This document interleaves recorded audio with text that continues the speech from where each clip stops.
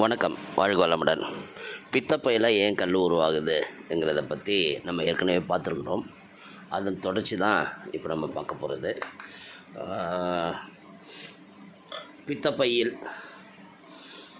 கல் உண்டாவது ஏன் அந்த மாதிரி கல் உண்டாகுதுங்கிறத பற்றி கொஞ்சம் தெரிஞ்சுக்கலாம். மனித உடலில் 6 இடங்களில் கல் உருவாக வாய்ப்புள்ளது.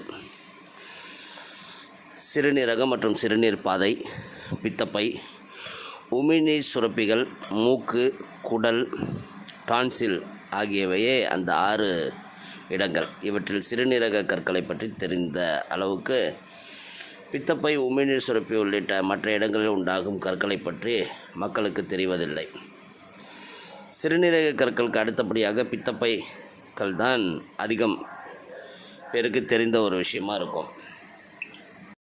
சமீபத்தில் ஒரு ஆய்வில் என்ன சொல்கிறாங்கன்னா, 100 பேரில் 20 பேருக்கு மேலே இந்த பித்தப்பை கல் இருக்குது. இதுக்கு காரணமாக அமைவது பித்தநீர் சுரப்புன்னு கூட சில பேர் சொல்லுவாங்க. நம்ம உடலில் உள்ள பல்வேறு சுரப்புகளில் மிகப்பெரியது கல்லீரல்.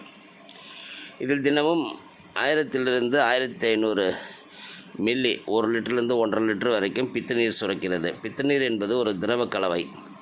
97% நீரும் 1% பித்த நிறமிகளும் 1% 2% வரை பித்த உப்புகளும் இதில் உள்ளன.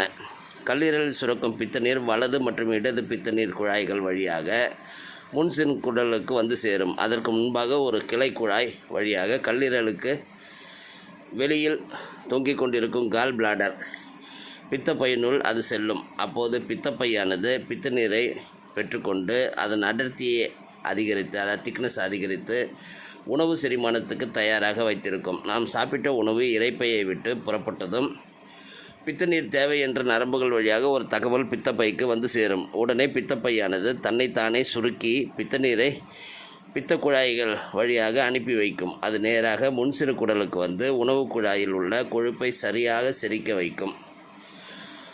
சாதாரணமாக திரவ நிலையில் உள்ள பித்தநீரில் சிலருக்கு மட்டும் கற்கள் உருவாகின்றன. ஏன்னு பார்த்தோம்னா, பித்தப்பையானது பித்தநீரின் அடர்த்தியை அதிகரிக்கும் போது அதில் உள்ள பித்த உப்புகள், அதாவது பைல் சால்ட்னு சொல்லுவாங்க, அதன் அடியில் படியும் பித்த உப்புகள் என்பவை கொழுப்புத்தன்மை வாய்ந்தவை. அவை கொழுப்பால் ஆனவை. பார்ப்பதற்கு படிகம் போலவே இருக்கும். இது சிறிது சிறிதாக வளர்ந்து கடினமான ஒரு பொருளாக மாறி கல்லாக உருமாறும். இந்த கற்கள் பார்ப்பதற்கு சாதாரண கற்கள் போன்றுதான் தோற்றமளிக்கும். மென்மையாக இருக்கும். கல்லின் அளவும் எண்ணிக்கையும் ஆளுக்கு ஆள் இது வேறுபடும். ஆண்களை விட பெண்களுக்கு இந்த தொந்தரவு அதிகமாக இருக்கிறதுன்னு சொல்கிறாங்க ஒரு ஆய்வில்.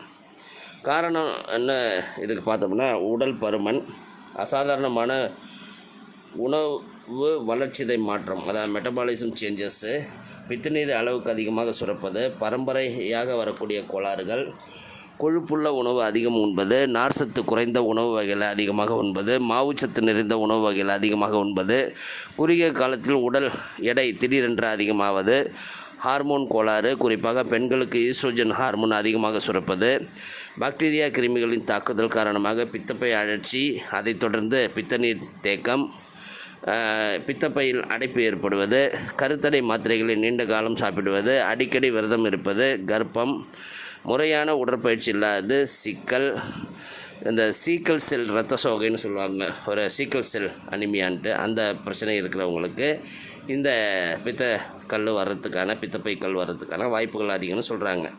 பொதுவாக பித்தப்பை கற்களில் காணப்படும் வேதிப்பொருட்களை வைத்து இக்கற்களை 3 வகையாக பிரிக்கிறார்கள் மருத்துவர்கள். பித்தநீரில் கொலஸ்ட்ரால் அளவு மிகுதியாக உண்டாகும் கற்களுக்கு கொழுப்பு கற்கள் அல்லது கொலஸ்ட்ரால் கற்கள் என்றும் பெயர். இது பெரும்பாலும் ஒரே ஒரு கல்லாக இருக்கும். வெண்மை கலந்த மஞ்சள் நிறம் கொண்டதாக இது காணப்படும். அடுத்து கருத்து நிறம் மீக்கற்கள். இவ்வகை கற்கள் கருத்து நிறமுடையவை. கால்சியம் கார்பைடால் இவை உருவாகின்றன. கடைசி வகைக்கு அந்த 3வது வகைன்னு சொன்னோம்னா கலப்பட கற்கள், மிக்ஸ்டு ஸ்டோன்னு சொல்லுவாங்க. இது பித்தப்பை கற்கள் ஒரு மாதிரி மிக்சட் ஆகி 2 கலவையாக ஆனவைன்னு சொல்கிறாங்க. கொலஸ்ட்ரால், கால்சியம் கார்பனேட், கால்சியம் பிலிருபினேட் போன்றவற்றால் உருவான இவை எண்ணிக்கையிலும் அதிகமாக இருக்கும். பித்த குழாயில் விரைவில் அடைத்து பிரச்சனைகளை உருவாக்கும். சுமார் 80% பேருக்கு இவ்வகை கற்களை காணப்படுகின்றன. இங்கு கற்களின் வகை குறித்து பேசுவதற்கு காரணம், குறிப்பிட்ட நபருக்கு எந்த வகை கல் இருக்கிறது என்று தெரிந்து கொண்டால் அந்த கல்லுக்குரிய வேதிப்பொருட்கள் அதிகம் உள்ள பொருட்களை தவிர்ப்பதற்கு நாம் சொல்லிக் கொடுக்கலாம். பித்தப்பை கற்களை மீண்டும் வரவிடாமல் தடுப்பதற்கும் அது ஏதுவாக இருக்கும். ஏற்கனவே உள்ள கற்கள் இன்னும் அதிகம் வளர விடாமல் தடுக்க முடியும். சரி, பித்தப்பையில் கல் இருந்தால் என்ன அறிகுறிலாம் இருக்குன்னா, ஒரு 3 விதமான அறிகுறி காணப்படும். உணவு உண்ட பின் சிறிது நேரம் செரிமானமாகாமல் இருப்பது போன்ற உணர்வு, ஒரு வலி, வயிற்றின் மேல் பாகத்தில் அதாவது தொப்புளுக்கு மேலே தோன்றுவது ஒரு வகை வலியானது, கடுமையாக பல மணி நேரம் நீடித்து குமட்டல், வாந்தி, ஏப்பம் போன்ற